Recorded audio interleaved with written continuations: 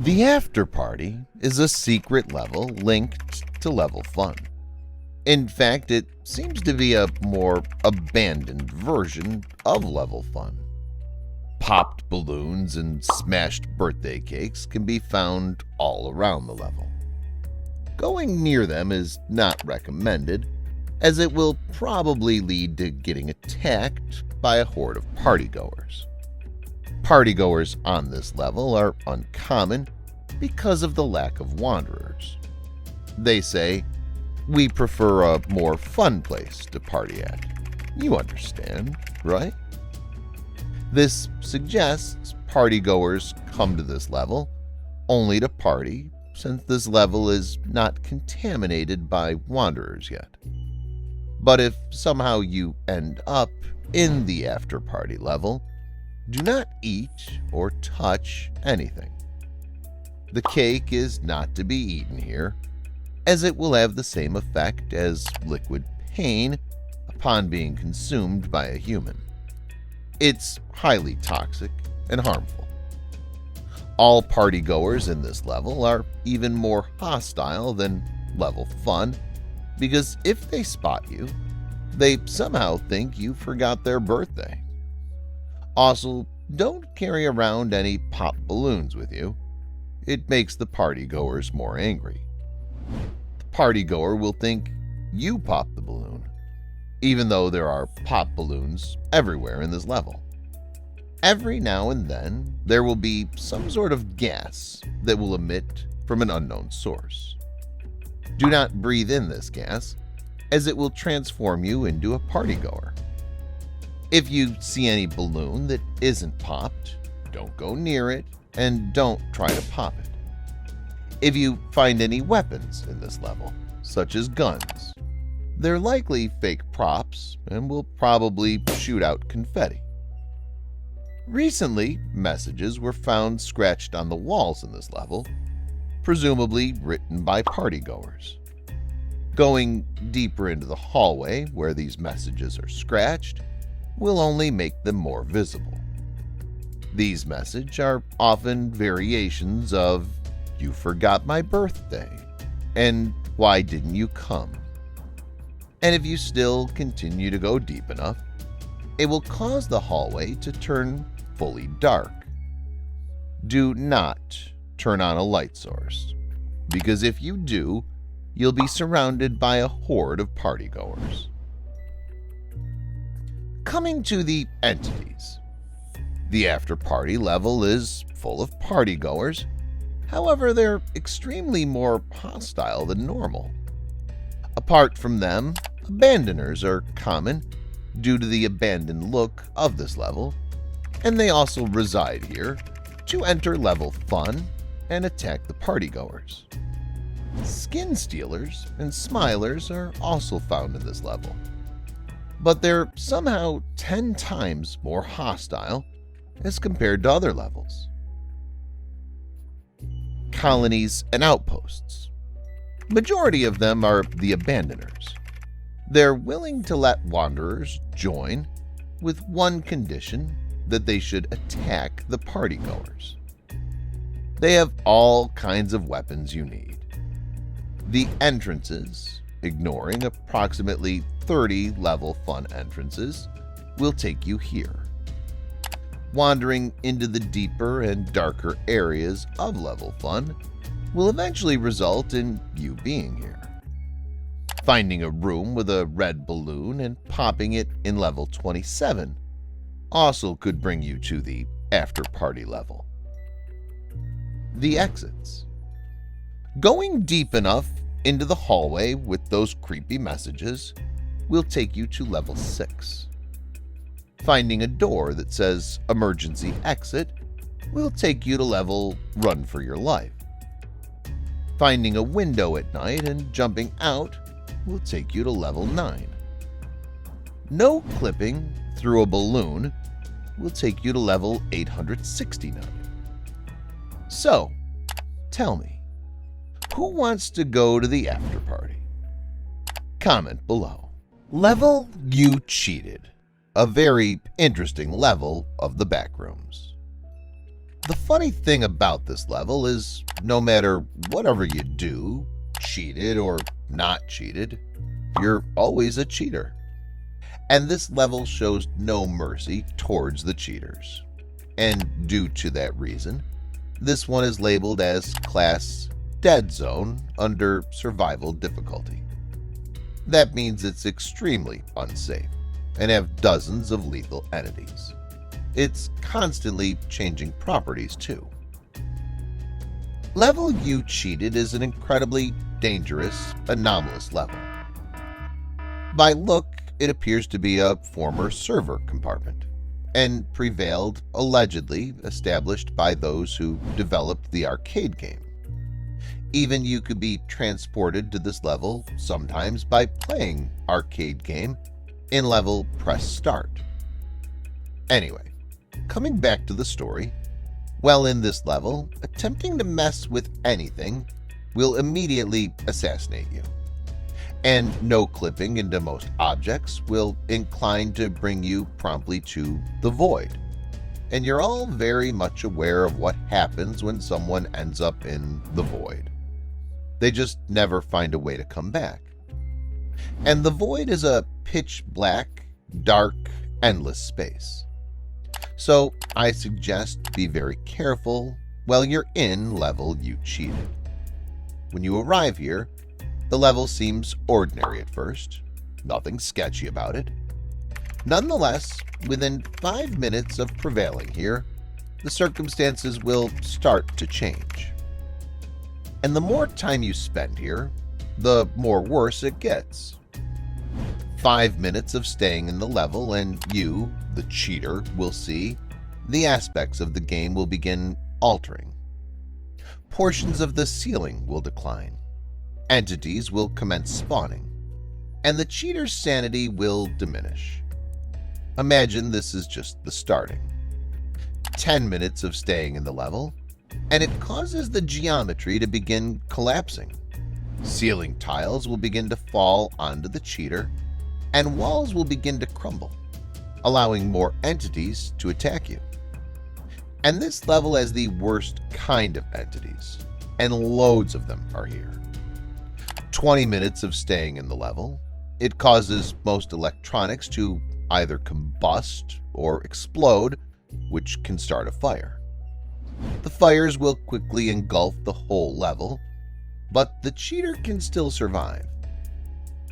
The last 30 minutes of staying in the level will cause the power to shut off and will open the doors located in the level.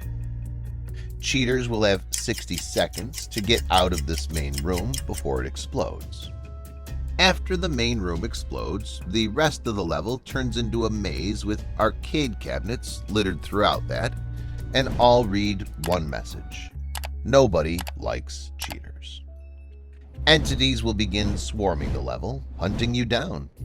The fire will continue to engulf the level, and it doesn't stop here. This level gets even more dangerous from here. If a cheater manages to survive for a whole hour in this level, they'll be given a quarter, and their final task is to put a quarter into an arcade cabinet. Entities will begin to multiply, and all entities in the level will know where the cheater is at all times. I mean, what could be more scary than this? And in your final time, which is 120 minutes after staying in this level, if a cheater fails to use their retry in an hour, the rest of the level explodes. End of story. No mercy for the cheaters, like I mentioned earlier. Now, coming to the entities. This level has loads and loads of entities, all dangerous kind. I'll mention a few of them here. The first one is Smilers, one of the most common on the level. They're mostly found in dark spaces. You Cheated level is perfect for them. Then the Skin Stealers, found in a lot of places, also very common on this level. Server Boxes. They're found almost everywhere in this level, considering this is an old server compartment. The Game Creators. Every now and then they'll do a check on the level. They claim to be the creators of the arcade game. They refuse to reveal their true names. Therefore, wanderers call them Red and Blue. They aren't normally hostile, but once provoked, you'll have a very hard time with them. And how can we forget the infamous partygoers, folks? Yeah, they're too found in the level You Cheated. However, surprisingly, the partygoers are very well-mannered in this level. If you do encounter one, don't worry, they're the safe ones. They'll take you to their meeting room. Try to run around as much as you can. You will eventually find one. To encounter partygoers in this level is now very common. Coming to the entrances. Attempting to no-clip into the front rooms from the main 5 levels will bring you here. Cheating on a game in level 3999 will send you here if you're considered horrible.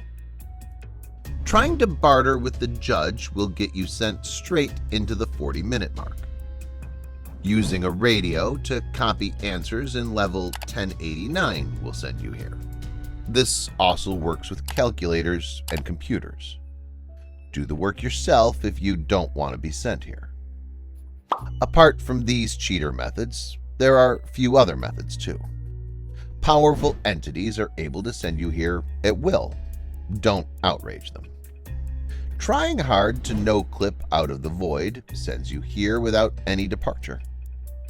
Attempting to duplicate your money by glitching it out on level 5999 teleports you here.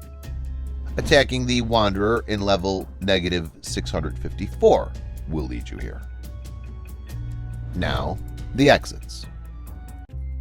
Powerful entities will possibly seize you out if they realize you've performed something wrong. Then you'll appear in the Promised Land if you've been reasonable sufficiently. After you survived past the 60-minute mark, there's a slight chance for you to get out of here. No clipping into a powered-on computer will bring you to the server room. If it's turned off, you'll fall into the void. I think that would be quite a bad exit. These are mostly the effective exits so far. However, only a few of them are leading to any good level, though. So now tell who all wants to go to the level You Cheated. Comment below.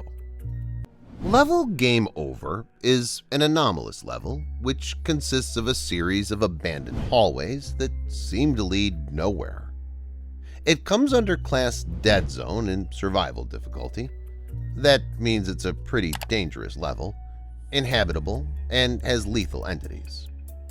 When you enter this level, you'll notice Entity 555 standing right in front of you. Yes, Entity 555 has created this level. They're also known as the Game Creators. Entity 555 are 2 separate entities that regularly appear as 2 pairs of lone, glowing eyes. Wanderers call them Red and Blue. They also claim to be the creators of the arcade game, too. They aren't normally hostile, but they will try to get people to come to their level, and they keep finding new ways to sneak their game into other levels. So, as soon as you enter this level, you can see these guys standing. How they look at you depends on how well you played their game. If you put time and effort into it, there's a higher chance of encountering an exit. Also, it should be noted that Entity 555 takes into account how skilled a person is.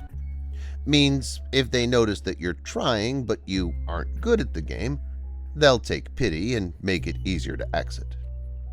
They say some people just aren't skilled at the game, and we understand that. We take it into account and give a much lighter punishment for that case. Same is true if you're trying your hardest but lose. This gives me the impression that these guys are actually the good entities. Anyway, occasionally rooms can be found in this level. They can be abandoned bedrooms, living rooms, offices, any room you can imagine. These rooms usually have supplies. However, they also most likely have entities residing in there. This level is full of hostile entities wandering in the halls, such as smilers, hounds, skin stealers. So it's not advised to explore these rooms too deep unless you want to get eaten by a hound. Sometimes almond water can be found, but be careful as it can sometimes be liquid pain too. And that's not the only thing about this level, because upon staying in this level for 24 hours, weird events will start to occur, which include the following. Event 1. One day. It takes place after spending a day in this level.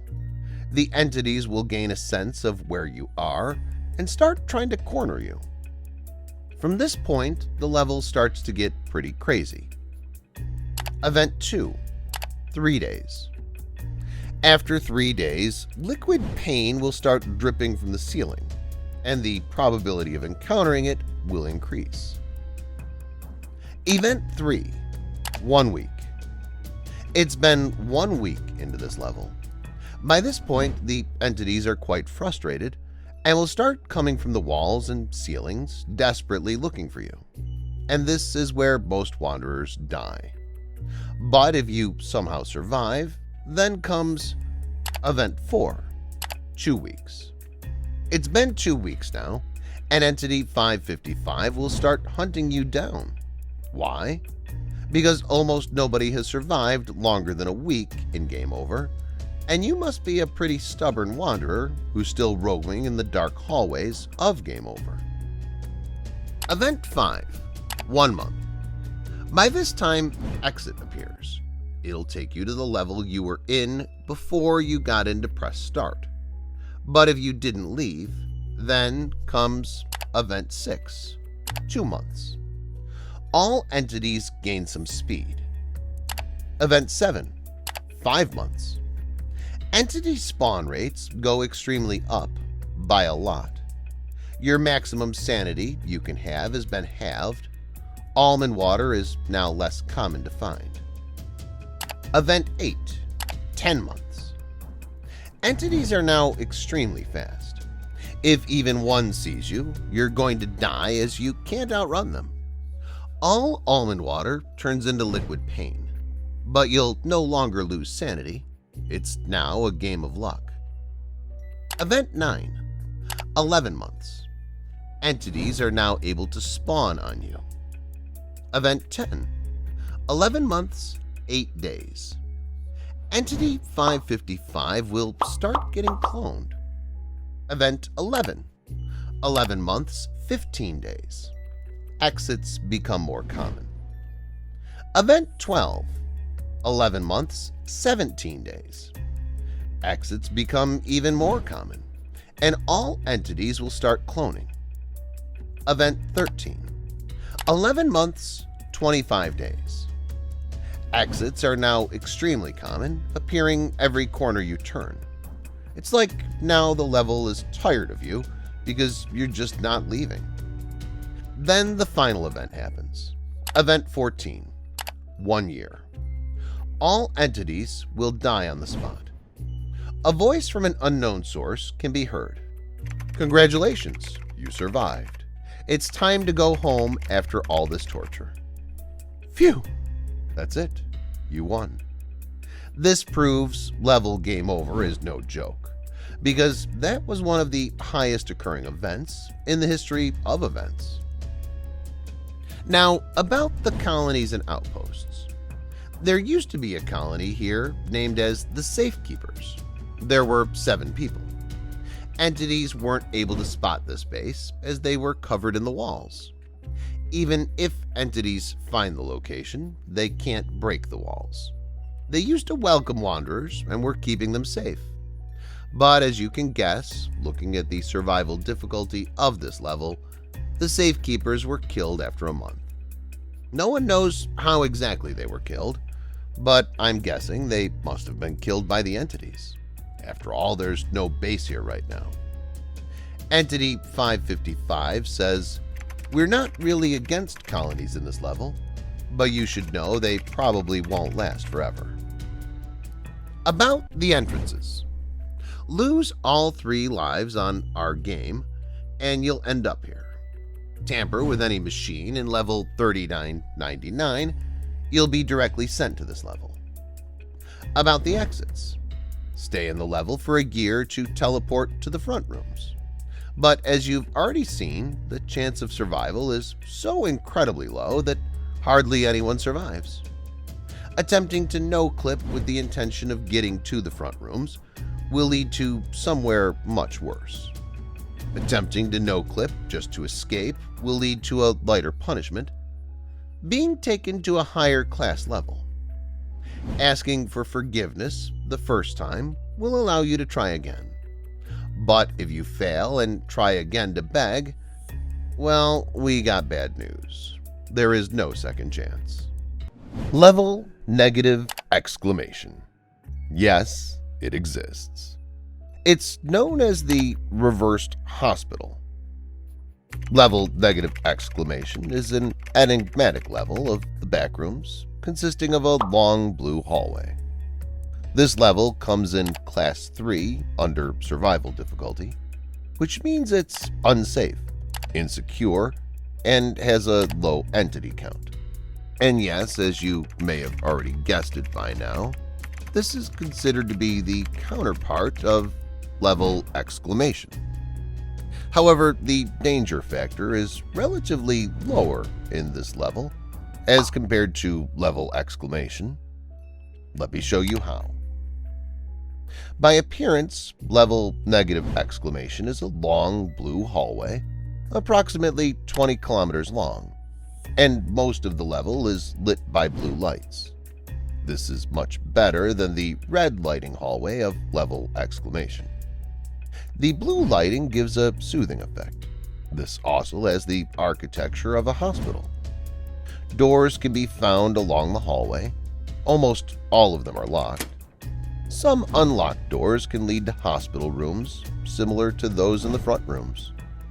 These rooms are usually empty, with a single hospital bed and no medical supplies on them.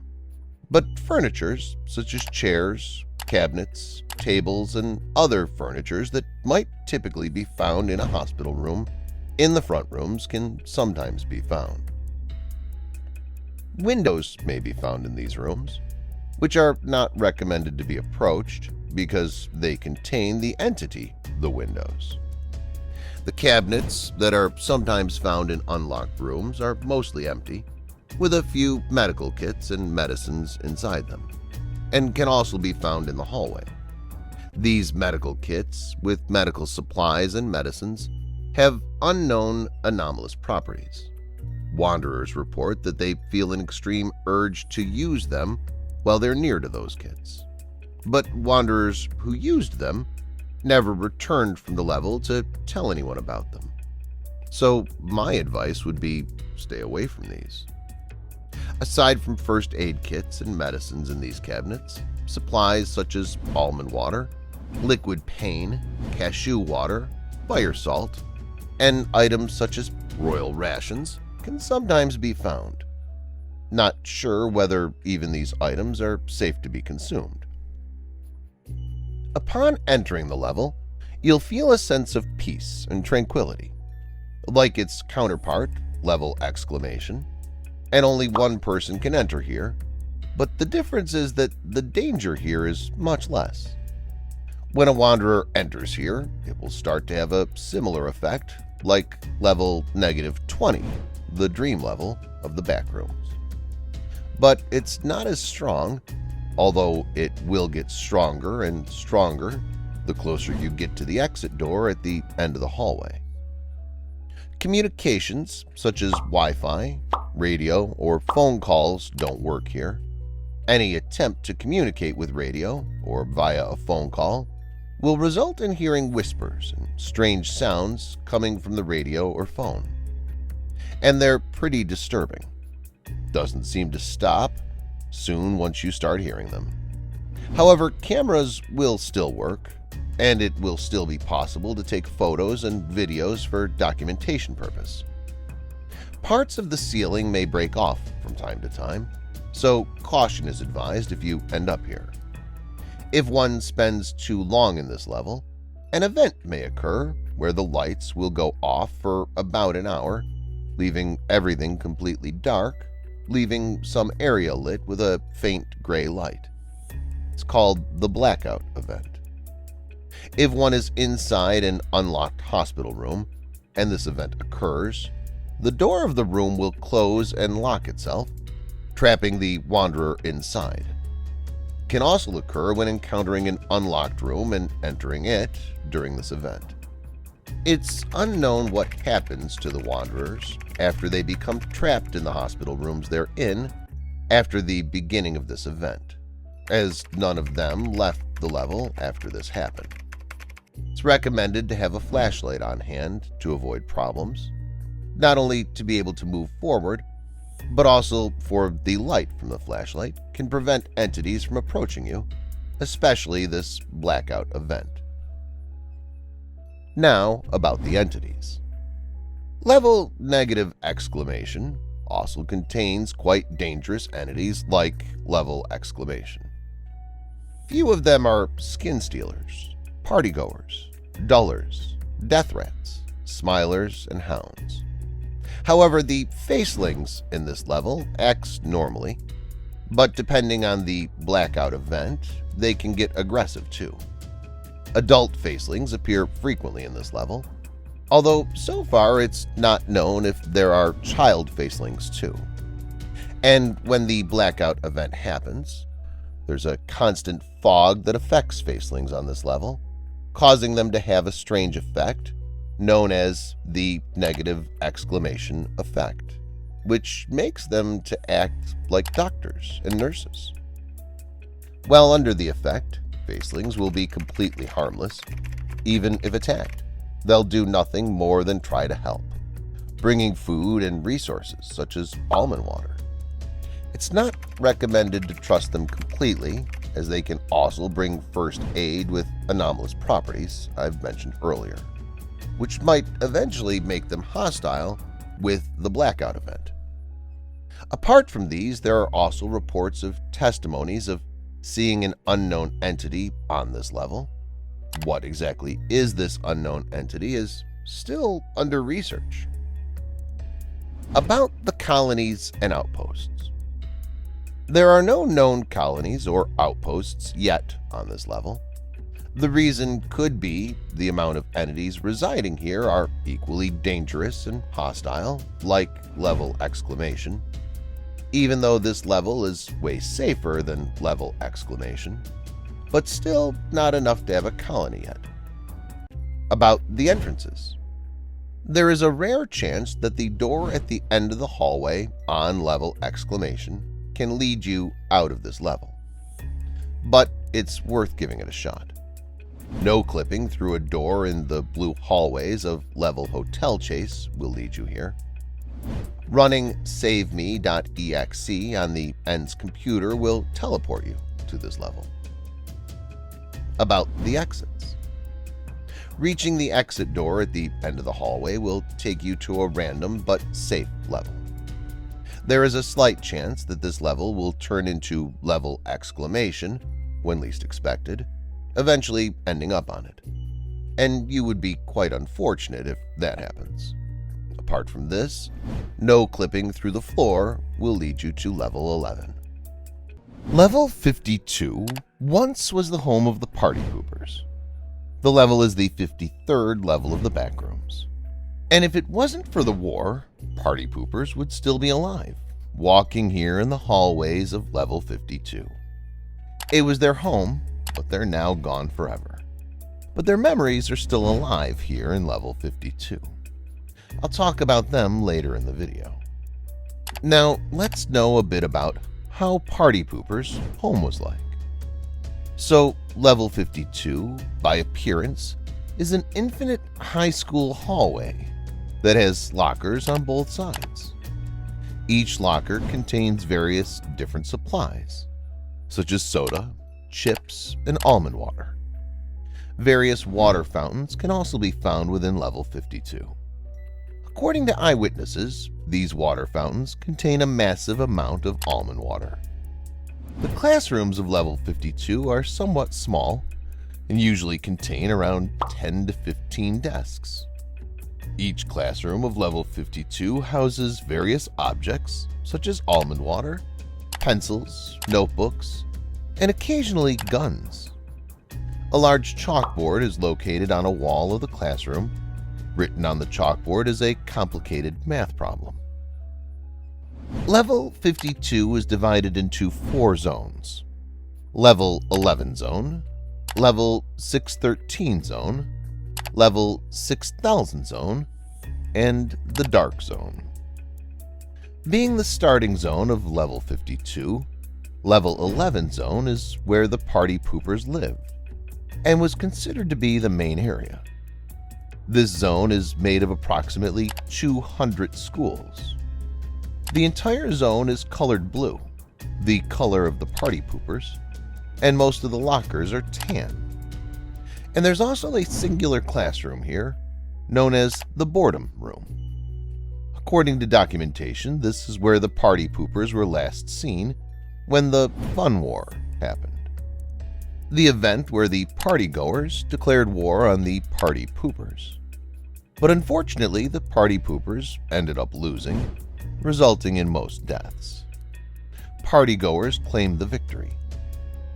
Few theories suggest this war wiped out the entire population of party poopers, and few others suggest that some of the surviving party poopers had ended up evacuating the boredom room and fled to the Promised Land, which is known as the Heaven of the Backrooms.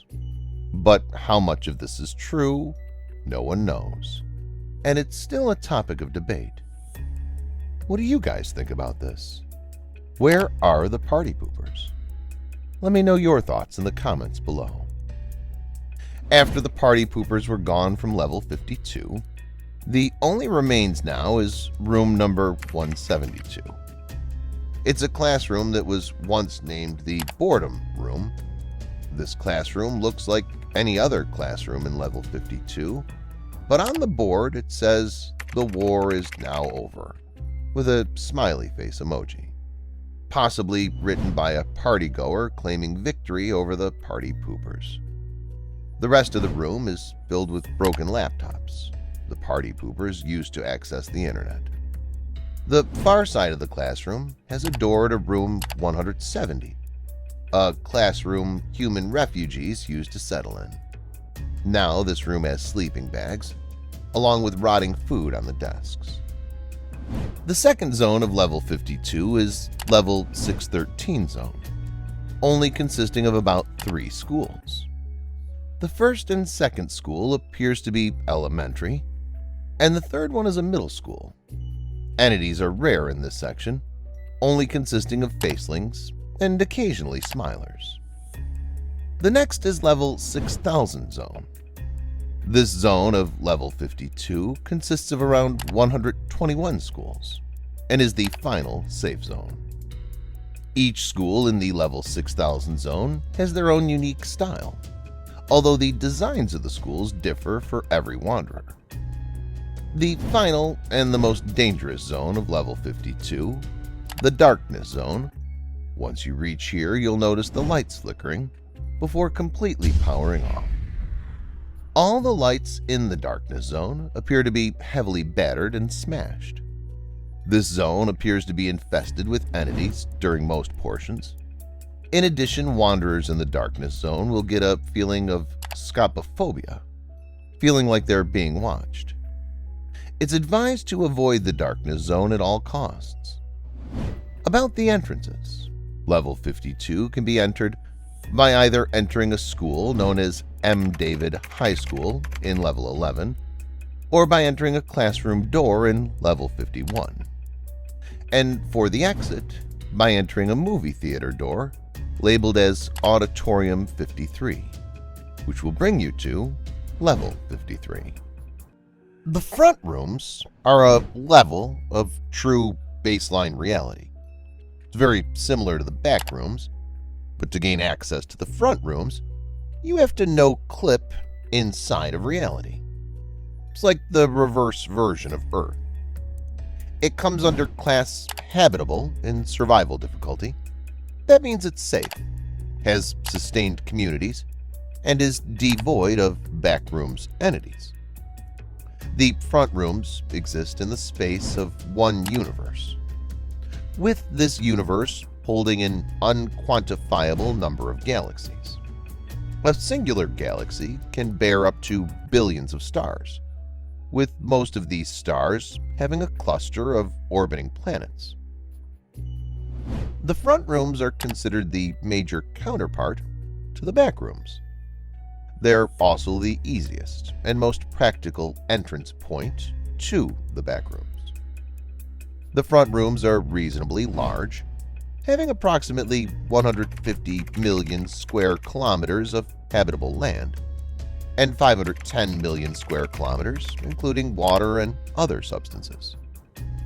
It's divided into 4 or 7 major portions of land and thousands of minor parts. The atmosphere, temperature, and other conditions seem to be very safe for exploring and settling sedentary behavior. The dimensions seem to be pretty old, as a lot of buildings were constructed and destroyed there.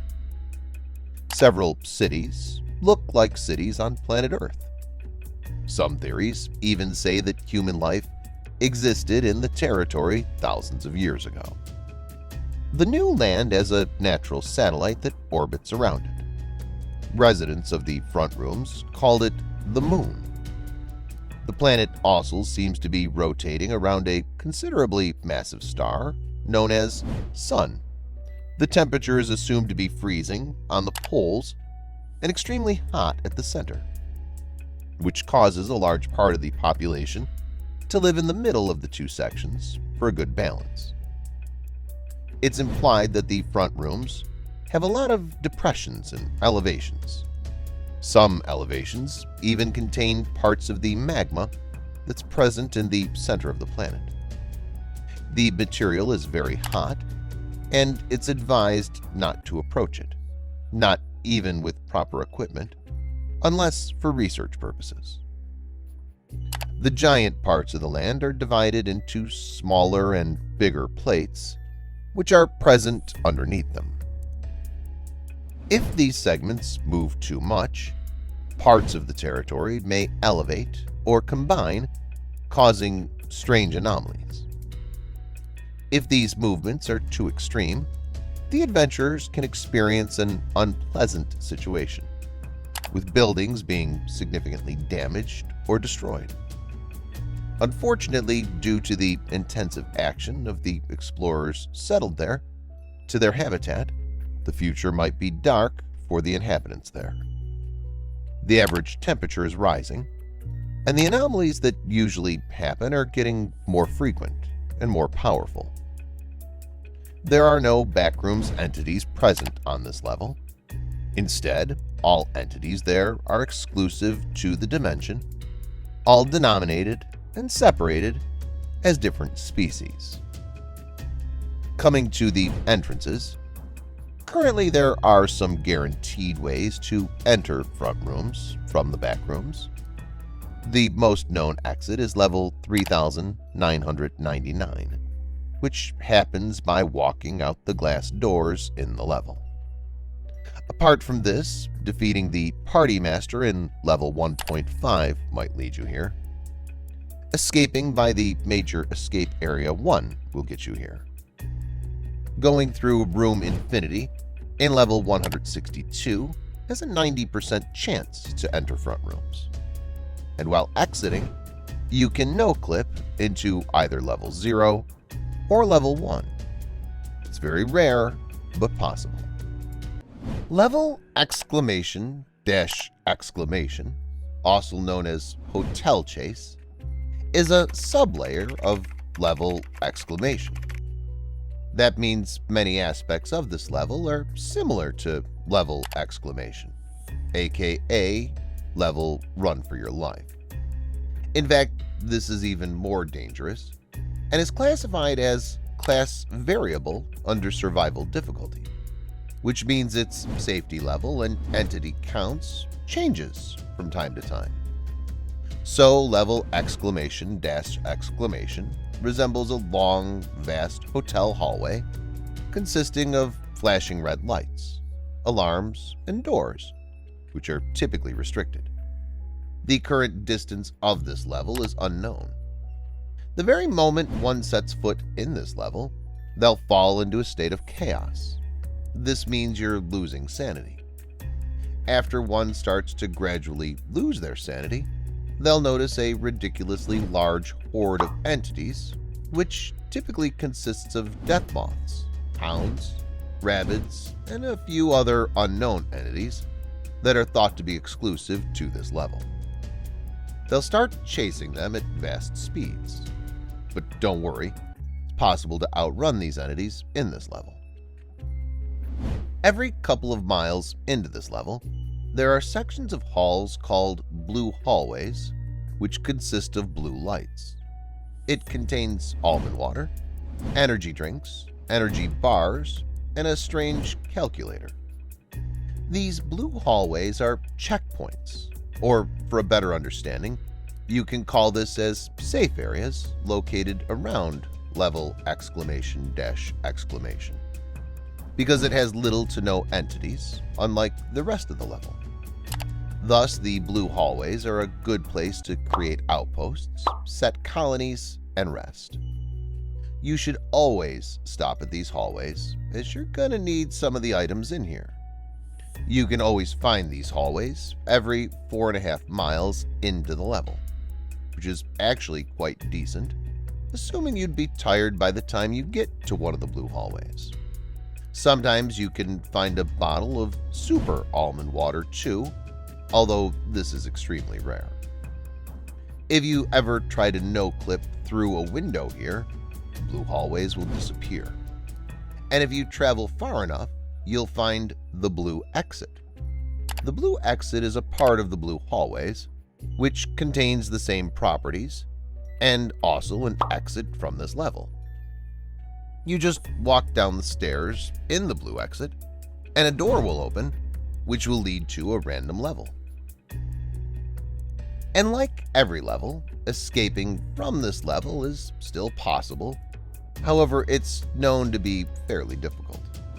There are typically nearly 2 to 3 doors every 2 miles into this level, and each goes into a different level. Even though they may be an escape from this level, but still it's not advisable to go into these doors, due to the fact that the doors mostly lead to unsafe levels such as Level 3, Level 6, and other such levels. Aside from that, in some rare occurrences, one of these doors could send you back to Level ! Which again is one of the most unsafe levels in the Backrooms. Hence, entering these doors is not advisable.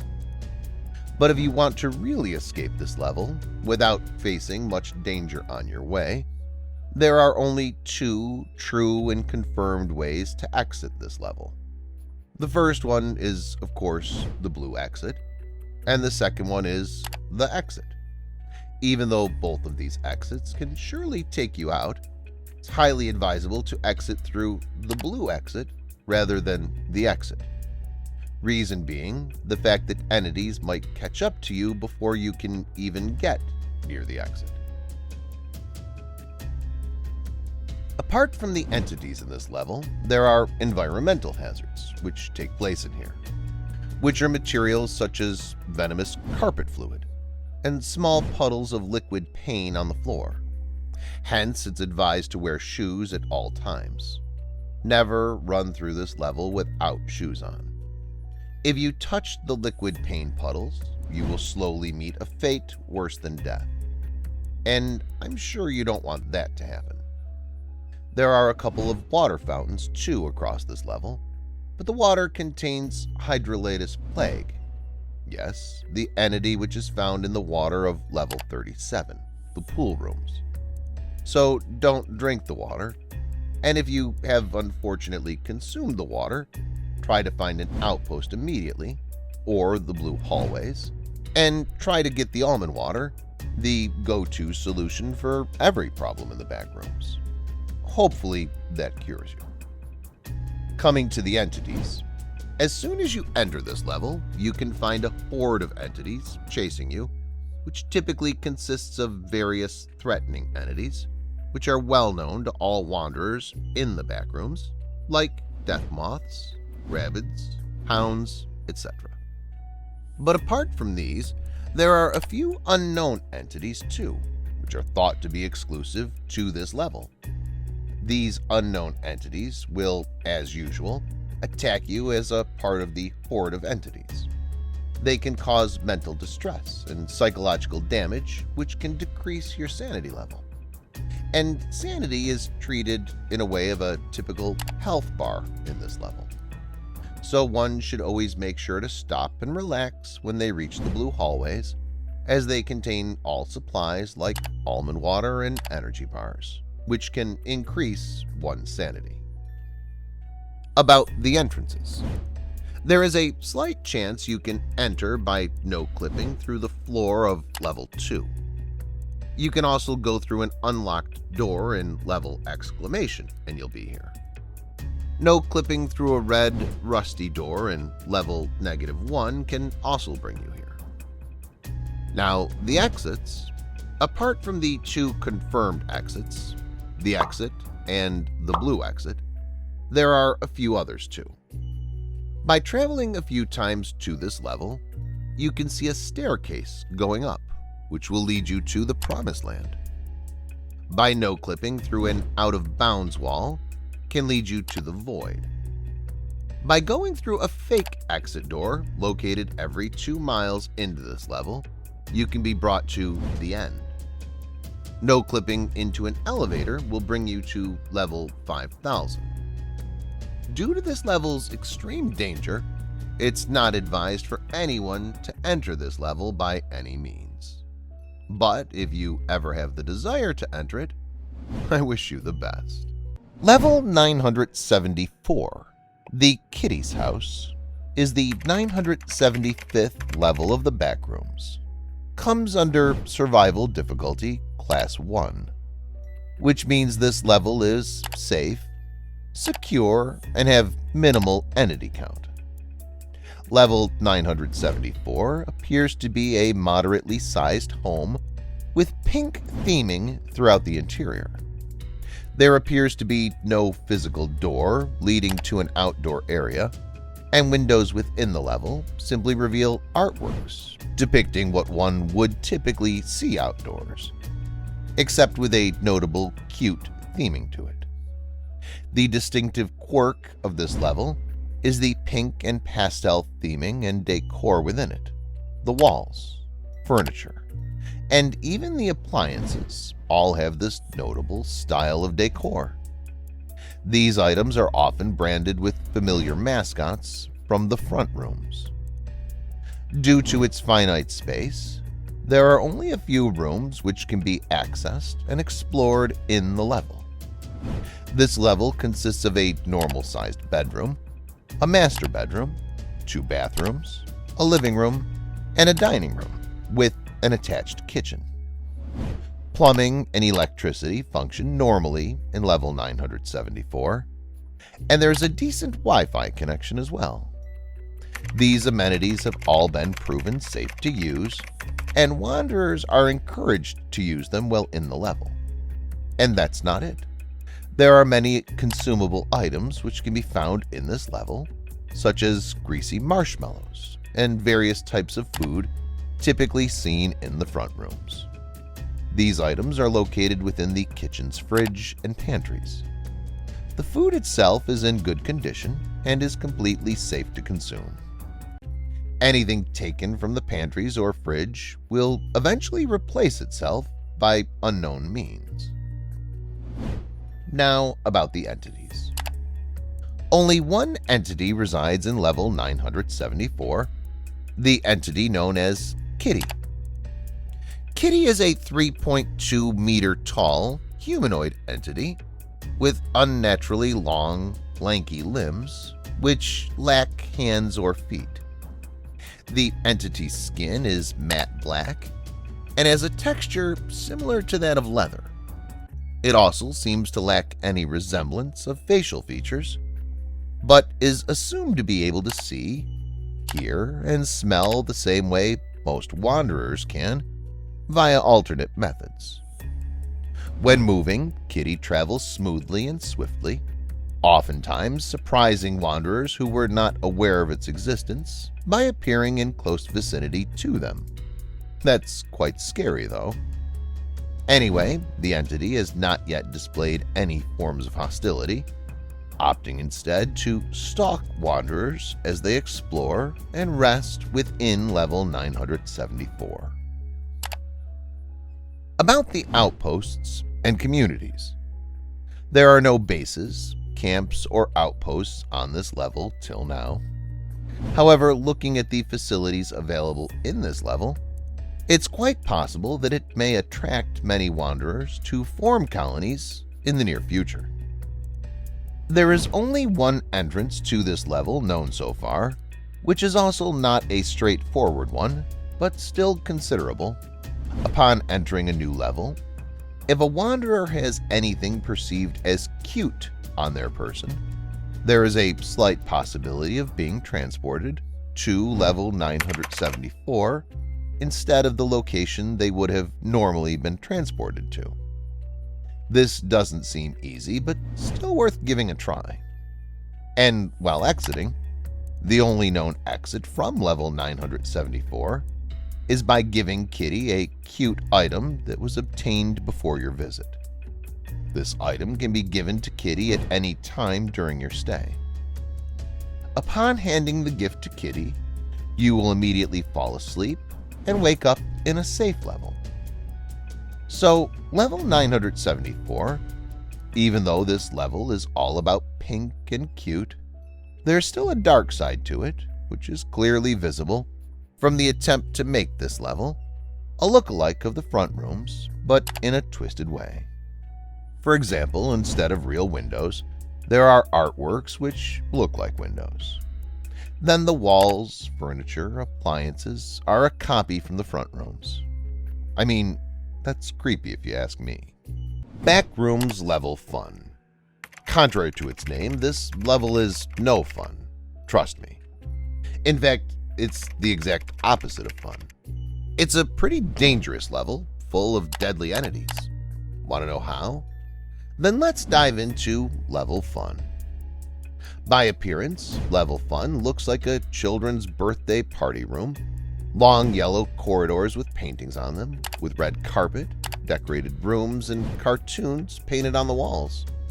Also, lots of cake, cookies, and almond water. In the background, a slowed-down version of the Happy Birthday song is played, with the clock ticking sounds can be heard echoing loudly inside the level. Looks great so far, doesn't it? But here's the surprise.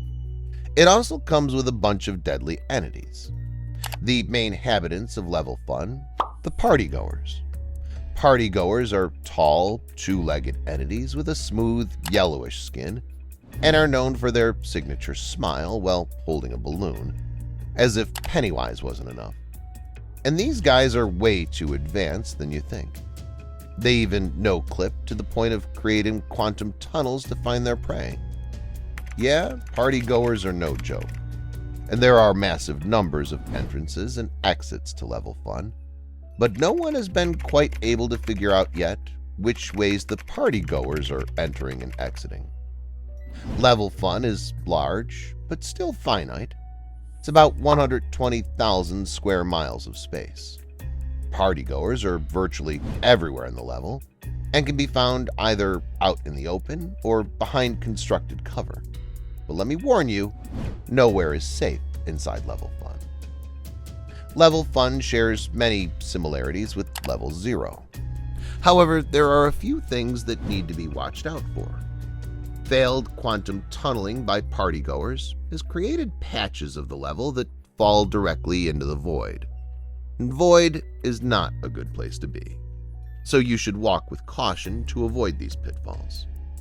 The distinguished feature of Level Fun is the presence of partygoers within. And if you think that's the only entity here, I suggest you think again. Because there's one more entity that's linked to every partygoer on this level. You guessed it right, the party host. Each party goer is linked to a party host. This is generally at the rate of 200 party goers per host. The host has the ability to take control of all linked party goers as a hive mind and telepathically inform them. Thus, unless you're planning on destroying every host and party goer in your area, detection means death. Partygoers are virtually silent when not singing nursery rhymes. Some footsteps heard in Level Fun are likely to be an active partygoer going about his regular activity. How to face a partygoer? Hiding under the tables of Level Fun is the best option, though it's not guaranteed safety. Using a quieter projectile weapon to kill a partygoer before it's alerted to your presence is another option. If you enter a room and see many walls that don't look right, or blood on them, or large quantities of stacked furniture or barricades, it's a partygoer nest. If you have any powerful explosives, it may be a good call to destroy the entire room. Otherwise, leave as quickly as possible. Whatever you do, do not enter the room. You'll be caught in an ambush and die. If you hear a nursery rhyme, that means you've been spotted and the partygoers are coming for you. The best option would be to run. Run as fast as you can. But most likely you'll die no matter what you do, if it's gotten to this point. But any amount of firepower is still a fair game, since every partygoer in a 20-mile radius will know your location anyway. How to face a party host in Level Fun? Party hosts are mostly found hidden in Level Fun. Also, you'll find an unusual amount of partygoers' activity in any particular area. For sure, there's a party host hidden somewhere. Because party hosts are never left alone, they're always guarded by partygoers. Do not enter such areas under any circumstances, unless you want to be eaten by a party host. Level 952, aka the Corrupted Reality. It's the 953rd level of the Backrooms, and a very dangerous, oddball level, which should be avoided at all costs. Why? Because level 952 is a manipulative level, which takes on the appearance of the Frontrooms from exactly where you entered the Backrooms. And instead of it being an exact copy, it will show how you remember it, only to trick you and give you the false sense of relief that you escaped the Backrooms. Level 952 comes under class Undetermined and Survival difficulty, which means it has mysterious properties, unknown information, and undocumented entities.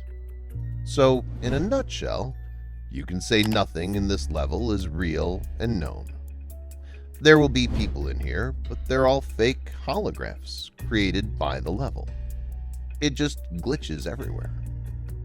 Any wanderer that comes across this level will be tricked into thinking they actually escaped.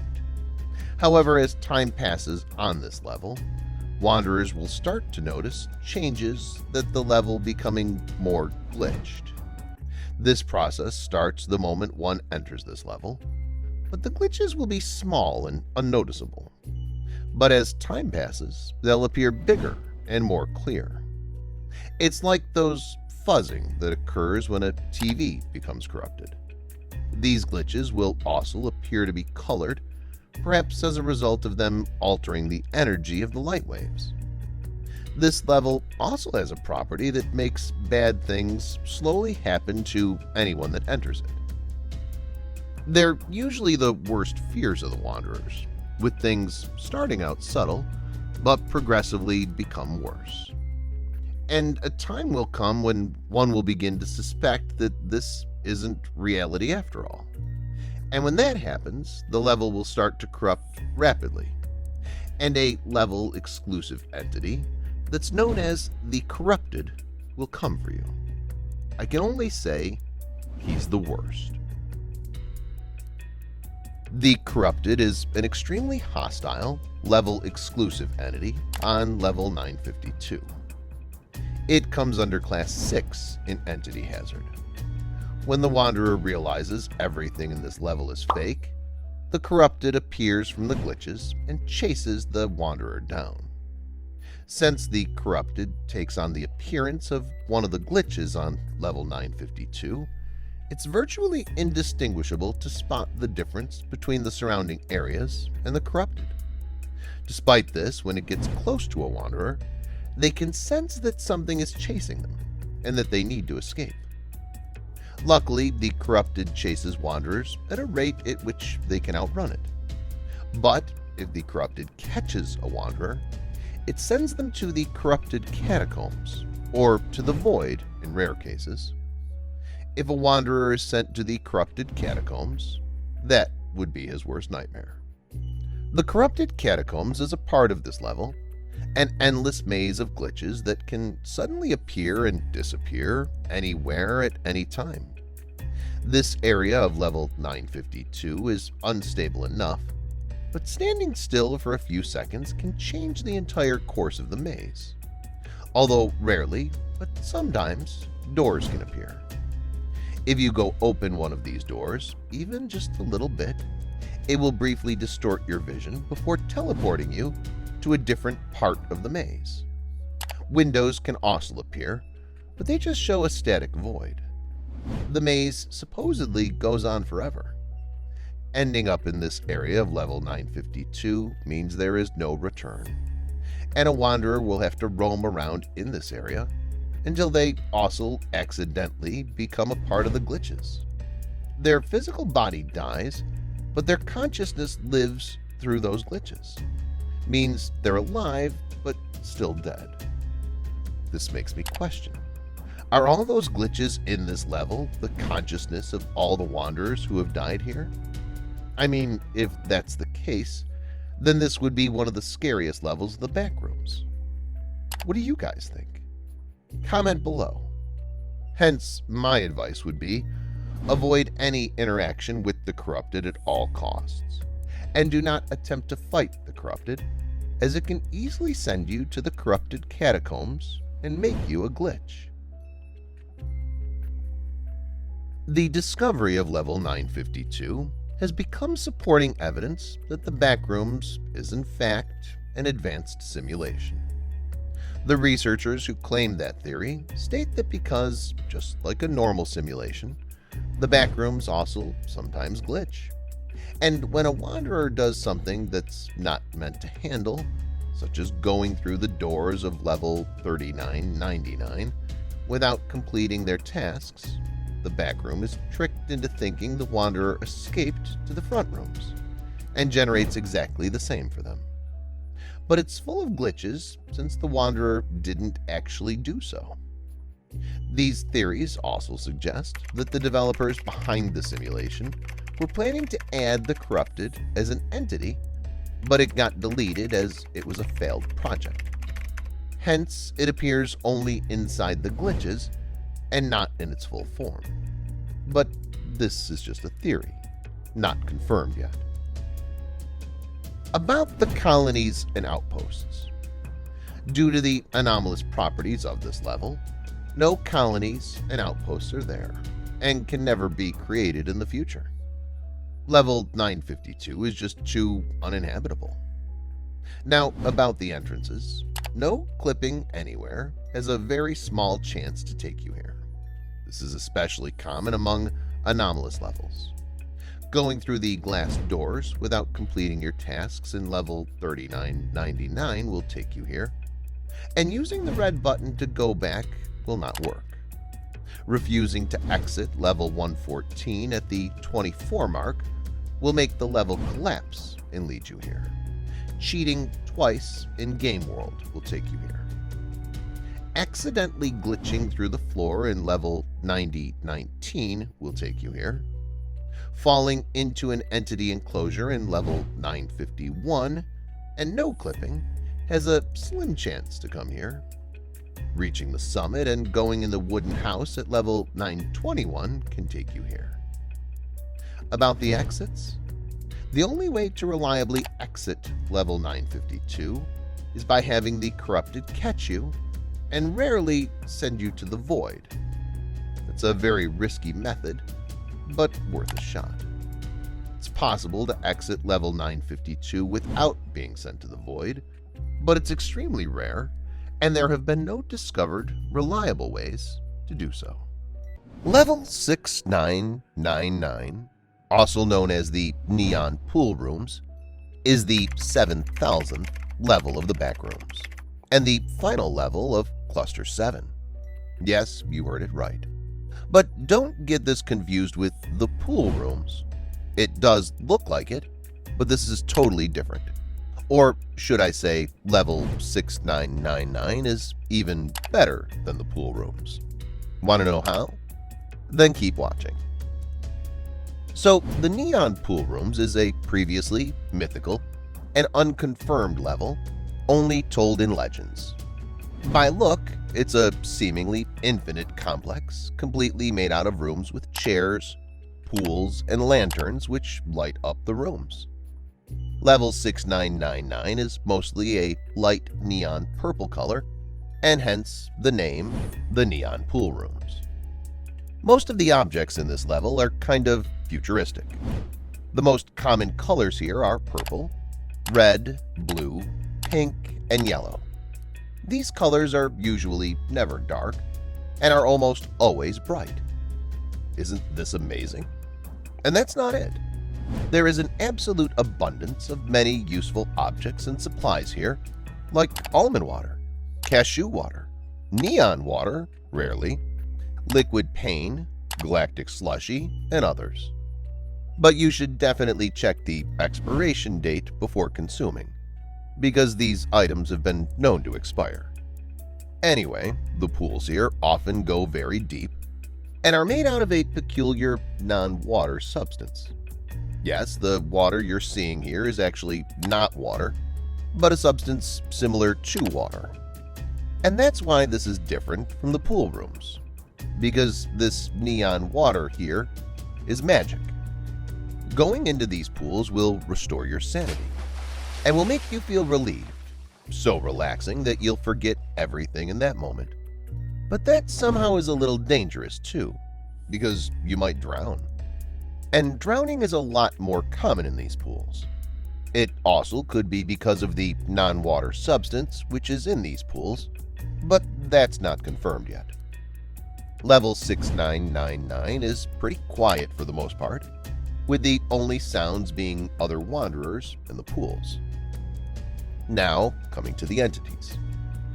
Unlike the pool rooms, which is almost devoid of entities, these neon pool rooms somehow have some of their own entities. Swimmers are commonly found in the pools. Facelings also swim in the pools. Servers make food and serve it to you. Instances of glowfolk have also been spotted here. Sadgoers are uncommon in this level, but have been spotted, and appears to be friendly. Apart from these, there are no other known entities found yet in level 6999. About the colonies and outposts.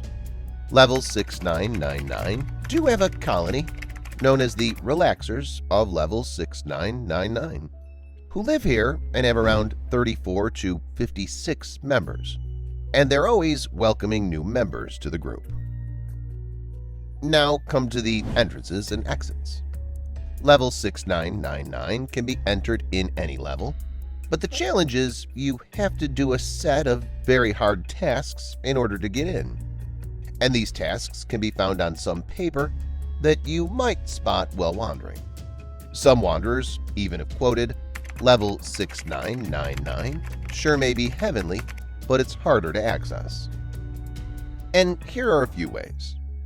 If you want to enter this level from level 166, you would need to get someone to write you a math problem, complete the math problem, punch someone, break a window, and somehow destroy one of these sinks with your bare hands.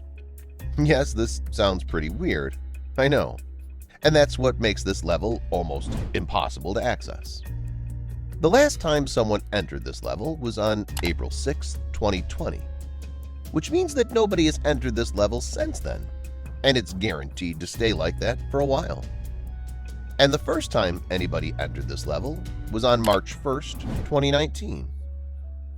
So this concludes that only 2 people have been able to enter this level till now. I guess that pretty much explains how hard it is to enter level 6999. But somehow, if you do, you can certainly find yourself in heaven and never want to leave level 6999. Level 9 quintillion, 233 quadrillion, 372 trillion, 36 billion, 854 million, 775,807, also known as the End, is the signed 64-bit integer level on a computer, and presumably the final level of the Backrooms. But is it really the final level? Let's find out.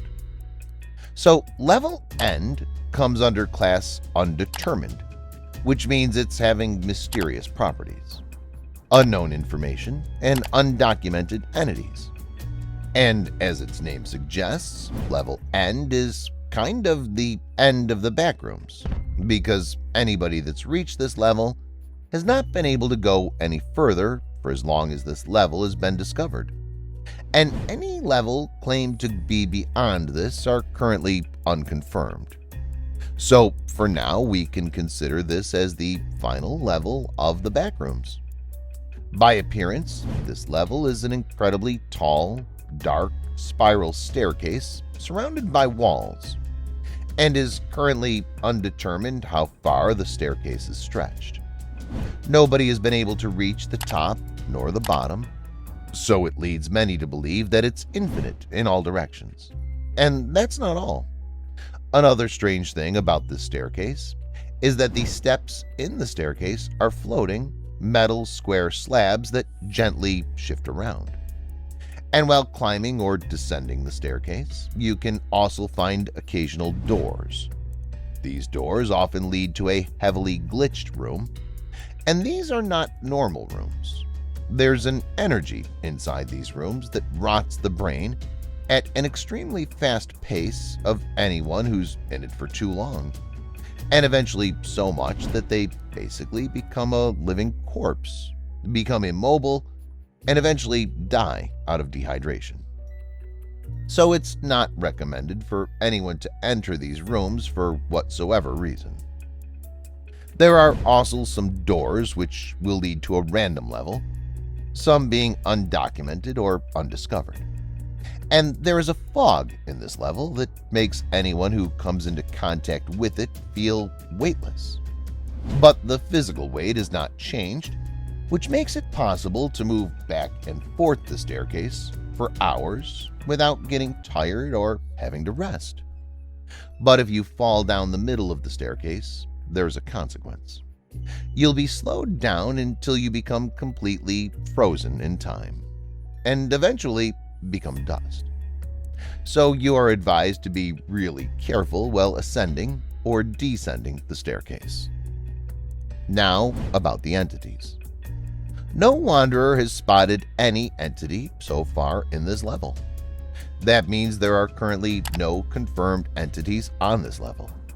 At least one good thing about level End. But despite this fact, there are currently no colonies or outposts existing on this level.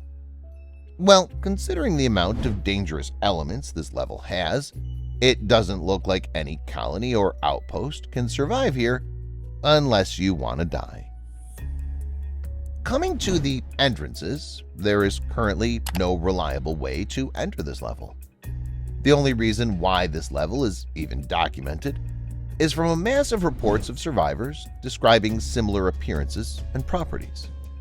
Each one of these survivors say they entered this level in a different way each time, and so far there are no reports of these same entrances working a second time. So the current theory is that entrances to this level are randomly appearing and disappearing all throughout the Backrooms. But there's currently no way to confirm this. It's just a theory. And here are a list of entrances that have been reported so far. A tall staircase in level 1. Entering a door in level -1. Extremely tall buildings in level 11 will lead you here. But while exiting, currently the only known exit is through taking one of the doors that can be found throughout the level. However, that could also be dangerous because not every door will lead you to the exit. There's also a theorized exit, which is, if there's a top of the staircase, reaching the top will take you to a different level or area, presumably back to reality. But as no one has reached the top, we definitely don't know what happens there, whether there is really any door. It's still a mystery.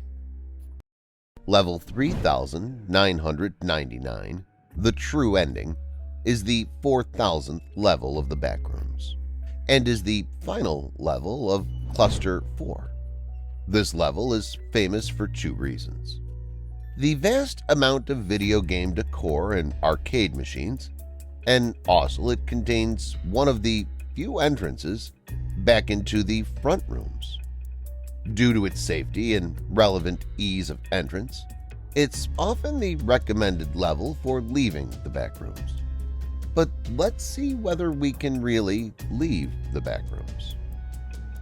So, level 3999 is a seemingly infinite arcade that has an appearance and layout resembling most of the arcades present in the front rooms, such as food courts and play areas. It's famous for its large number of arcade machines, including a variety of titles. Some arcade machines contain games that require high-performance PCs, mobile devices, or video game consoles. Some lost video games like Polybius and Gizmonauts, among others, can be found here intact. Due to the nature of the games in question, it's unknown if the level is pulling these games from the front rooms or just creating them itself. There are even some non-game programs available that are in an arcade machine. Other non-video games like pinball machines and air hockey are also relatively common, but only in selected areas. Like a typical arcade, the outside area represents a parking lot for cars. Streetlights and trees can be seen through the windows. When you enter this level, you'll be given a checklist with a list of tasks to complete at the front counter. Completing the instructions will allow you to exit the Backrooms.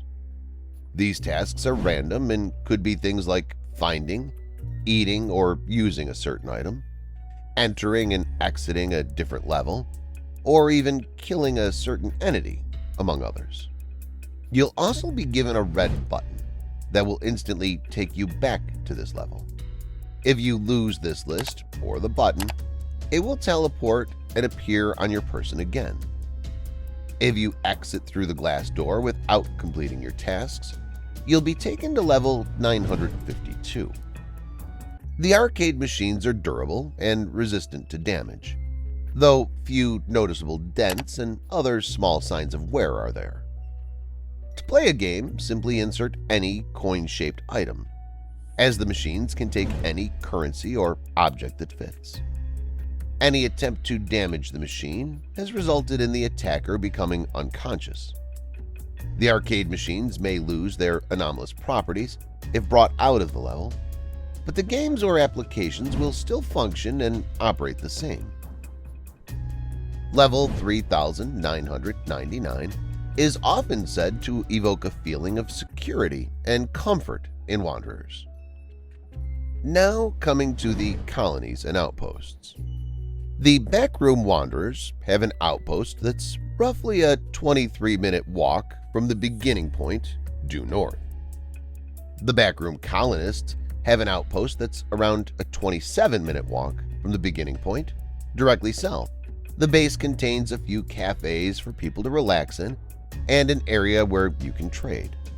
The Cafe Studio has an outpost in this level, a big dining room with an infinite amount of food, almond water, neon water, and more. The Waiters have a colony which teaches you how the arcade games work, and if you request them to join their colony, they will say you need to get our job first. If you ask them for food and water, they will oblige and deliver you the things you requested. Talking about entities, no entities have currently been found on level 3999.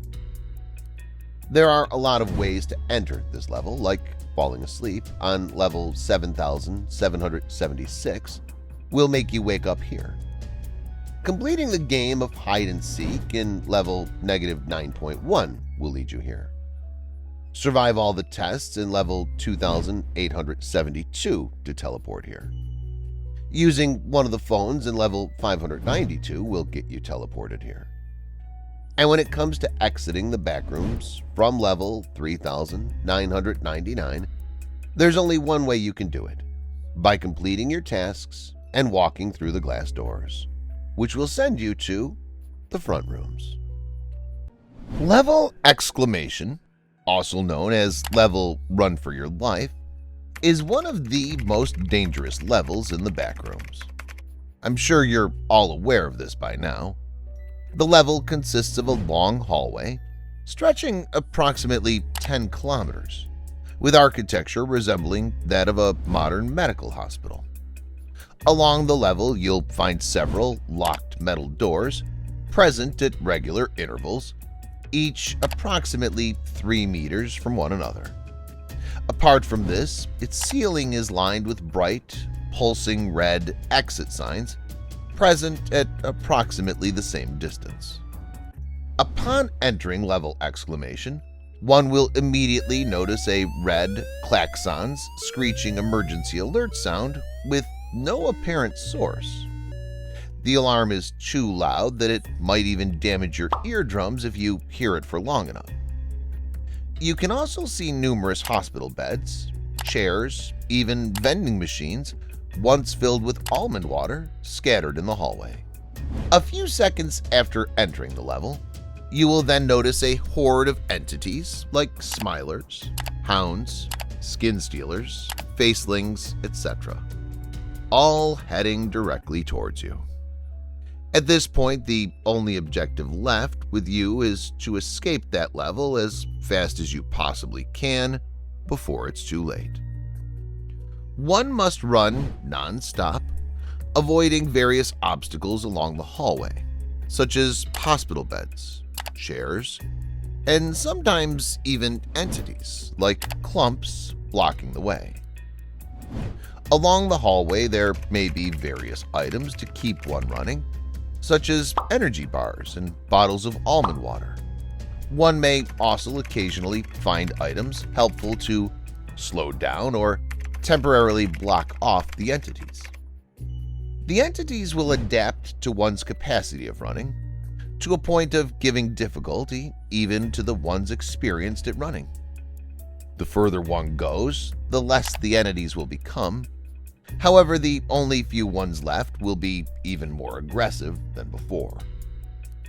It's been reported that different people can be in this level at the same time. However, one will never meet another. It's presumed the level will create a copy for each person that's in, so there's no way to be with someone else inside the level with you. Upon reaching the 10-kilometer mark, one will come upon an exit door at the end of the hallway. Entering it will lead to a random level, and Backrooms will never send them back here again. But if the horde of entities catch them, the victim will be killed in a very painful and gruesome way. The hallway has turns, one in each few kilometers, leading to a wanderer thinking they've reached the exit early. If you see the exit door but notice a turn in the hallway, do not go into the door as it's a fake exit and will lead you into an empty room, resulting in you being caught by the entities. The only way to know which one is the real exit is by going further until there are no more turns. So if one comes across a dead end with the exit door, then they've reached the real exit. Sometimes a wanderer may also find weakened or rusted doors at the side, with noise coming from them. If the wanderer passes in front of the door, About no more than a second after, the door will break down and a random entity will come out of it. This type of events are not common, it happens rarely. There was one more event where few wanderers who survived claimed that the event begins upon reaching the exit door. When the wanderer goes through the door, the level will become heavily distorted, and they can see the level rematerializing in front of their own eyes. And you'll be back at the start. This time the alarm sound will be distorted as well, changing pitch, reversing, and other similar tactics. The entities will be replaced with one huge, unknown entity made out of an unknown black substance and can't be damaged for the time being. Upon reaching the exit, the level will restart and the wanderer will have to run all the 10 kilometers once again. So far, only 8 of these reports have been confirmed due to the rarity of this event and the danger within it. Out of all the reports, no one claimed that they escaped the level within the first door. Whether or not it's possible to exit within the first door is still undergoing research. Once, one audio file was received from Operative Noah, a member of a colony called the Survivors that was delivering valuable information about the followers of Jerry from Level 2, when he anomalously appeared in Level Run for Your Life. Once he reached there, he was followed by hundreds of entities. While he kept running, he checked every door in the hallway, and they were all closed. Sounds of heavy footsteps echoing down was heard from the audio, with the heavy breathing of Operative Noah. Towards the end of the audio file, he did mention that he saw an exit sign. However, audible screams were heard before being cut off by the sound of a loud snap. And then everything goes silent. Later, whatever little remained of Operative Noah was recovered by other operatives, and some meters away, a blood-stained uniform, designated to Operative Noah, was also found resting in a dark pool of blood. That pretty much explains everything about Level Run for Your Life. About the colonies and outposts. Due to the dangerous nature of Level Run for Your Life, creating a colony or outpost is unfeasible. About the entrances. One can enter this level through any level of the backrooms when least expected.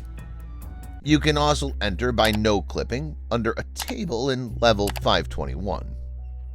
Wandering in Level 354 provides a guaranteed gateway into this level when a certain thought arises. No-clipping through Level 2020 will transport one to this level without supplies. After passing 100 kilometers in Level 7191, and attempting to kill yourself during the nighttime brings you here. It's a little odd method, but you can still give it a try. Coming to the exits. Run 10 kilometers to the end of the level, where you'll be transported to a random level or back into Level 0. But if you're unlucky enough, you'll reach the exit, and you'll find a glass door instead of the normal door. That means you're trapped again.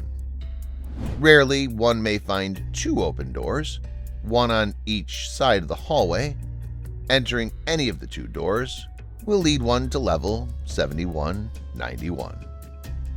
Level 7, also known as Level Thalassophobia, is the 8th level of the Backrooms, and one of the most dangerous levels. I know, I say this for almost all the Backrooms levels. But that's the thing about the Backrooms, you know? They're just never safe. Level 7 also is one among those. It's an impossibly large ocean that appears to stretch infinitely in all directions. It comes under Class 4 in survival difficulty. That means it's unsafe, insecure, with medium entity counts. Despite the absence of fixed light sources within the level, A dim, natural light is present across the level. Detailed exploration of Level 7 is still under progress, due to the extreme danger and the amount of preparation it requires to navigate. But here are a few facts we know so far. Level 7 is composed of 2 rooms, the entrance room and the room containing the ocean itself, with a high concrete ceiling suspended above the water. The entrance room appears to be the most readily available point of entry to Level 7, being directly at the bottom of the stairs from Level 6. This entrance room is the most habitable point in the level and should be used as a home base for those who dare to explore the ocean below. This room is fully furnished, with a bookcase against the left wall containing several books of unknown origin, a small coffee table, a single chair, and a fluorescent ceiling lamp. The carpeted floor is covered with a shallow pool of water no deeper than a puddle. Across the room from the staircase to Level 6 is the doorway to the ocean. Any explorers willing to traverse Level 7 should be aware that the center of gravity within the entrance room is different from that of the rest of the level, with a door opening up directly above the water from a top-down perspective. That means the center of the entrance room is the door to the ocean below, and there's a high force of gravity there, which has pulled many unfortunate wanderers to fall through the doorway directly into the water below. The vast majority of Level 7 is composed of the ocean outside of the entrance. The ocean of Level 7 is mostly uncharted, but exploration suggests that the entire level is almost completely devoid of life. The ocean is divided into 4 zones. The first one is the daylight zone. As the name suggests, the daylight zone is the most well-illuminated part of the Level 7 ocean, being slightly less dim than the surface. The second one is the twilight zone, located just below the daylight zone, roughly a kilometer below the surface of the water. The twilight zone is significantly darker and colder. This zone contains loose bones and scraps of rusted metal, as well as the first sightings of full skeletons. These skeletons are often humanoid, but with larger jaws and sharp teeth. Several skeletons of large, unearthly fish have also been spotted. The water pressure is said to be quite strong by this point, yet it appears that in no point in Level 7 the pressure is strong enough to crush the human skeleton. Means you still have a green signal to go deeper. Then comes the midnight zone, estimated to range at around 3 kilometers in the twilight zone. The midnight zone is completely dark. Many more full skeletons have been found in this portion, almost all of which are the humanoid entities. The last zone is the abyss. This is sparsely decorated with mountainous piles of tar and rock, with a steady bubbling emanating from an unknown source. This zone is also densely populated by the humanoid skeletons.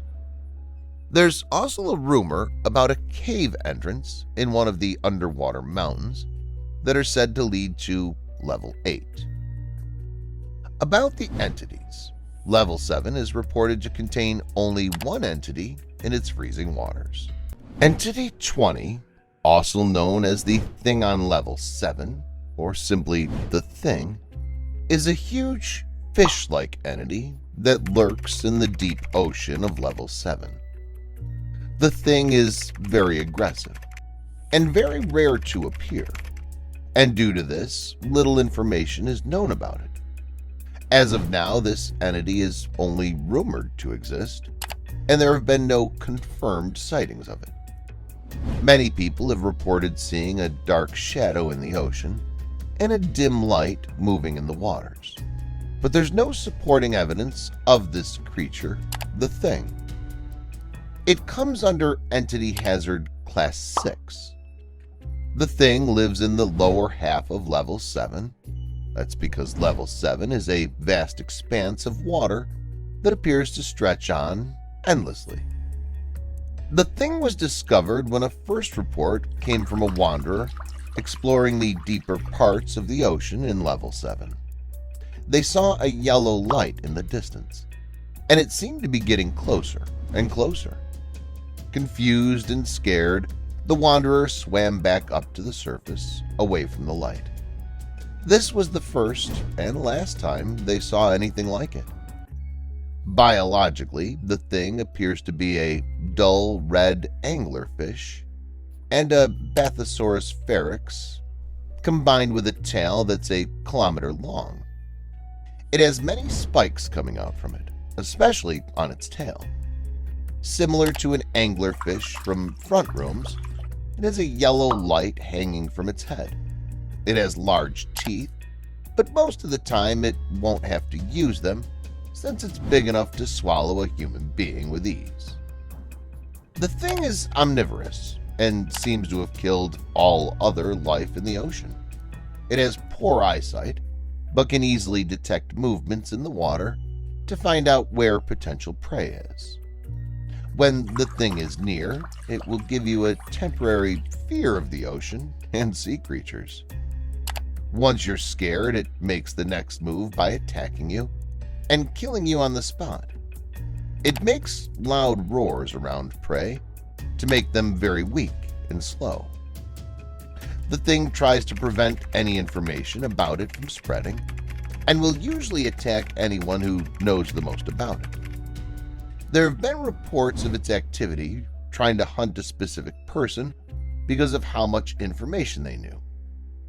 How is Entity 20 knowing how much information a person knows about it is unknown.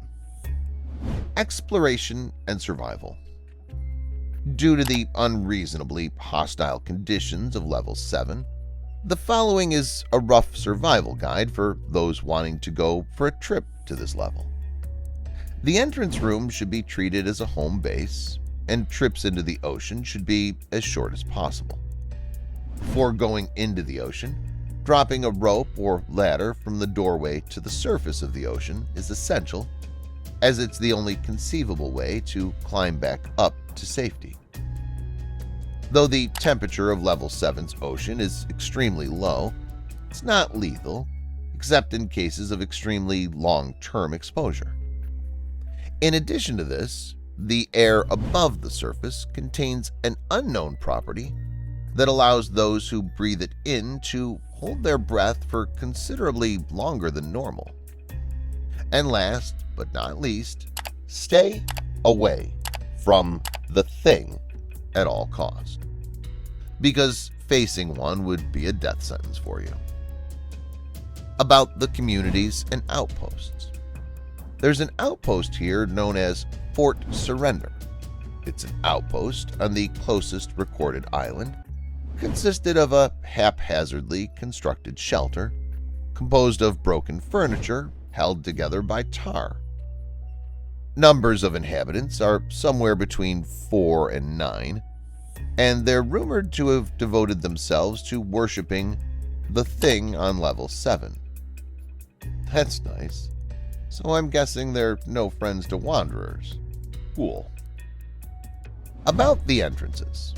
The only known entrance to Level 7 is through a staircase down from Level 6, which leads directly into the entrance room. There are also rumors of a possible entrance through a puddle on the floor of Level 8. Now, the exits.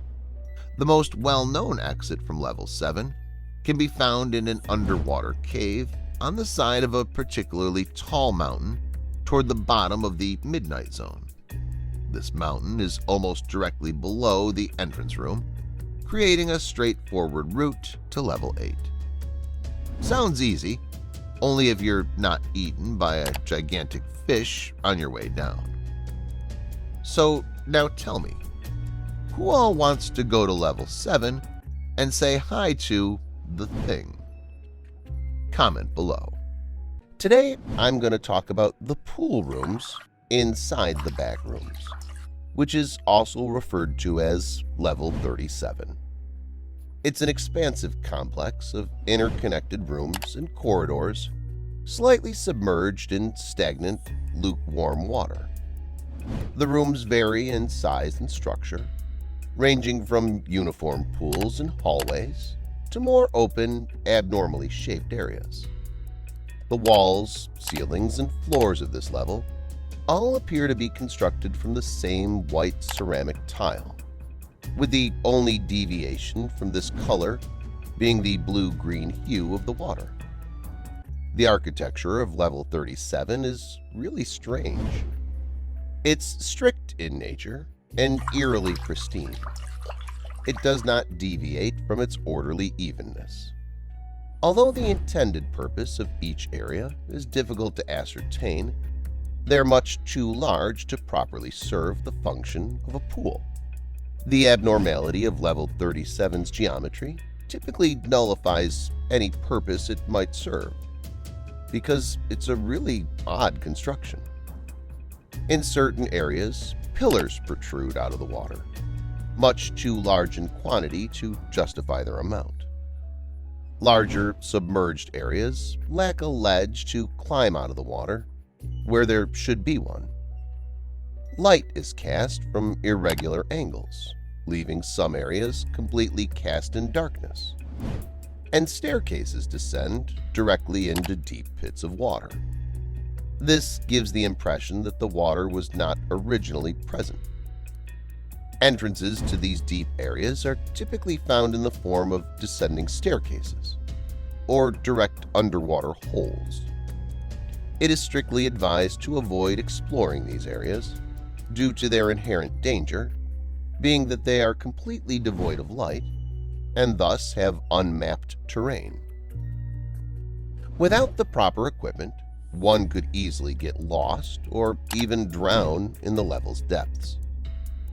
The temperature of the water is strangely consistent. Even in the dark areas of the level, where no light reaches, the water is still noticeably lukewarm. Upon investigation, traces of Epsom salt, also known as magnesium sulfate, has been found in the water of Level 37. When Epsom salt is present inside water and one's body is resting in it for an extended period of time, it has a naturally relaxing effect, relieving muscles and other bodily pains in most areas. Along with this, traces of multiple unknown compounds were also found present in the water. The property of these substances are difficult to interpret, but it's suspected that they add to the relieving effects of the water, which has been declared anomalous itself.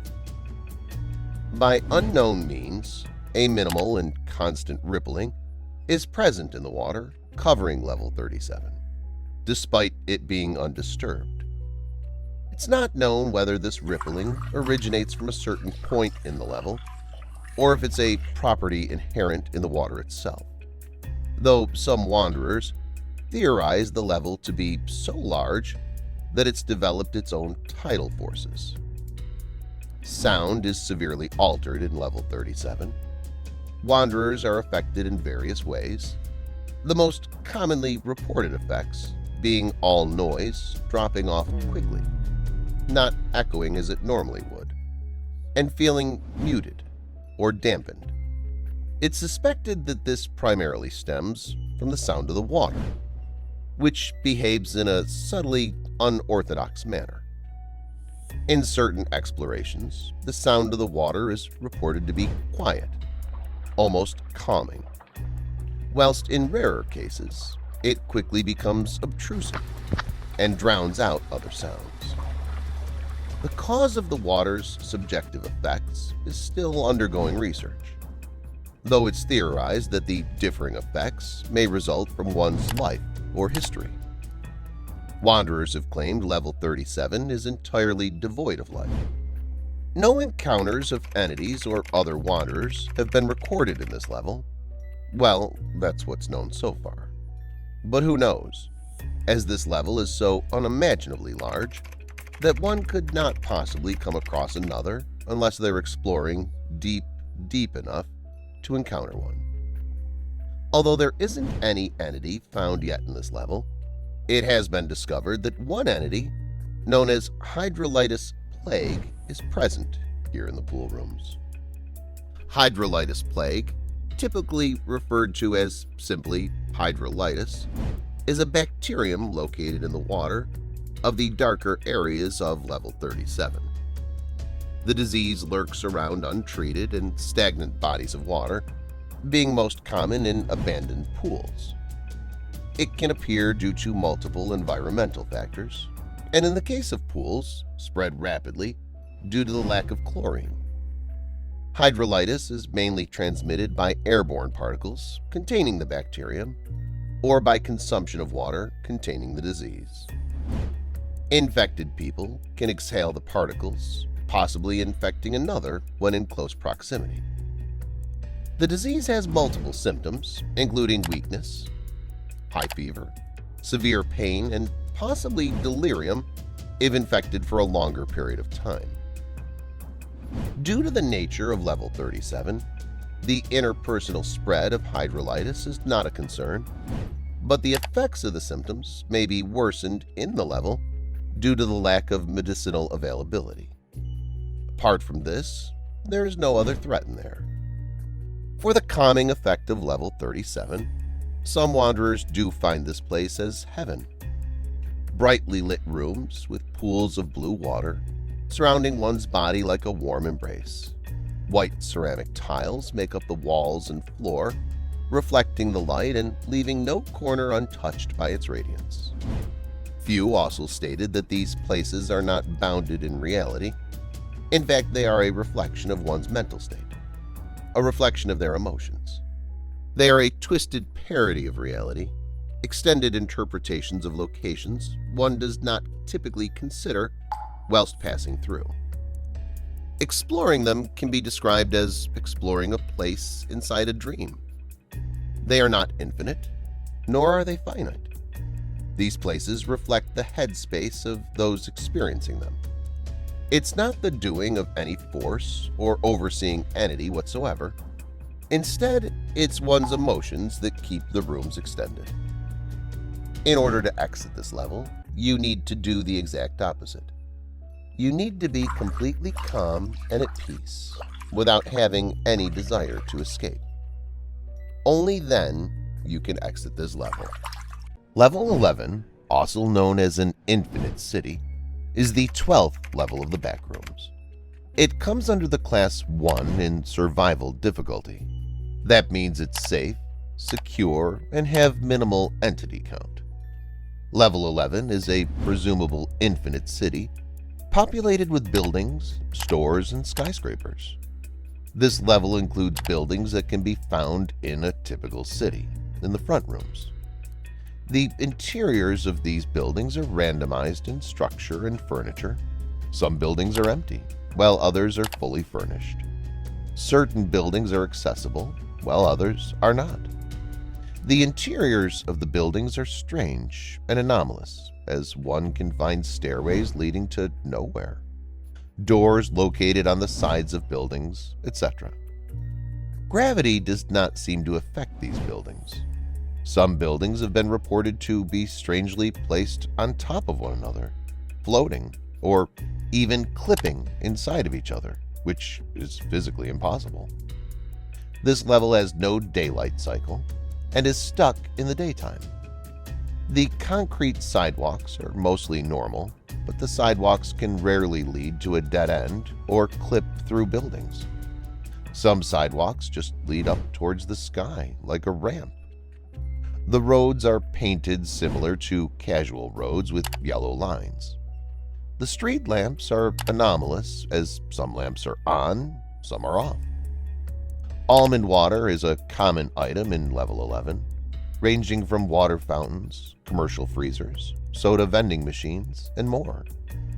There is a strange event that can occur where a random model of a car would roll across the streets until it eventually stops rolling. These vehicles are inactive and do not work. The cars are usually empty, although there have been reports of facelings, either by themselves or up to groups of 4 inside the vehicles after the event had taken place. Level 11 has large nuclear power plants that are usually separated about 800 kilometers from each other. Studies of the power plants show that they're inactive, yet still emit dangerous levels of radiation. So much so that drones flying over the area for surveillance deactivate from the emissions. We advise wanderers to keep away from those structures until further studies continue. MEG Team Secure Security are stationed close to the power plants at the center of Level 11 to where no harm can take effect. Any reports of wanderers that passed the guards will be taken to Base Beta for aid and inspection. Level 11 has many city landmarks from all over the front rooms. These landmarks can be recognized as structures from New York City, Chicago, Los Angeles, St. Louis, Toronto, and more. These structures have the same properties as the rest of the buildings in Level 11. Coming to the entities. Facelings and hounds are the only frequent spawning entities in Level 11 and seem to have a strange effect called the 11 effect, which makes entities' behavior change to make them act as normal pedestrians and dogs.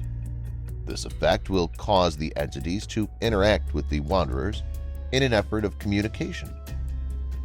Other entities include death moths, crawlers, and smilers. These are rarely seen by wanderers. Apart from these, some special entities also reside in Level 11, like Argos, that resides in the headquarters, and the human entity Ralph, located in the building labeled Radio Backrooms Studio in Level 11. About the communities. There are way too many communities residing in Level 11. I will name a few important ones here. The first is MEG, aka the Major Explorer Group, the Eyes of Argos, Camp Amber Level 11 Outpost, Homely Hotel Drone Surveillance Squad, Jerry's Salvation, Insurrection Station 07, and many more. About the entrances. Level 11 can be accessed through many levels, like going through the exit door in Level 160, exiting through the front or back door at the bar in Level 6.1 will take you to this level, jumping through a window in Level 152, jumping off the northern edge of Level 696 will lead you here. And while exiting, certain windows in Level 11 may lead to Level 12. The Shady Grey is a set of dangerous and unstable sublevels, all grouped together in one big enigmatic level. All the levels consist of black and white, grayscale, unstable environments that only a few have been able to survive. So far, 8 of the sublevels have been discovered by the MEG, but it's unknown exactly how many there are. The first one is Level 0, and the most stable level of the Shady Grey. This is the only level that you can travel without any sort of severe danger, as long as you get out before night. The level appears to be a jungle with the black and white effect that all the Shady Grey levels hold. The trees are often glitched within each other. When you enter, you'll wake up in a gray shack within Level 0, as seen in this picture. This level has a 12-hour day-night cycle. However, it's extremely different from the normal 24-hour cycle within the front rooms. Instead of slowly fading into night, the sky instantly changes from day to night. During the day, there are no entities, but at night, the level becomes ridiculously dangerous. any natural light present will immediately disappear, and the level will become pitch black. You can hear howlers begin to howl. They hunt down any humans in the level. Attempting to use a flashlight will also not work due to the level's black and white effect. The only confirmed entity in this section are the howlers. All other entities are undocumented due to all researchers being killed within minutes after night begun. During daytime, you can find almond water lakes, rivers, and even waterfalls. However, at night, the almond water suddenly turns into liquid pain until daytime, when it becomes almond water again. So it's not recommended to drink any almond water in this level. You can go to level 1 by taking a branch and drawing a pentagram in the mud. The floor will open up below, and you'll fall through a hole into level 1. Level 1 is an extremely unstable black and white mansion. When you fall into level 1, you'll be in the lobby of this mansion. Much of the furniture is glitchy and distorted. Touching it could result in your body becoming distorted or unnaturally mutilated.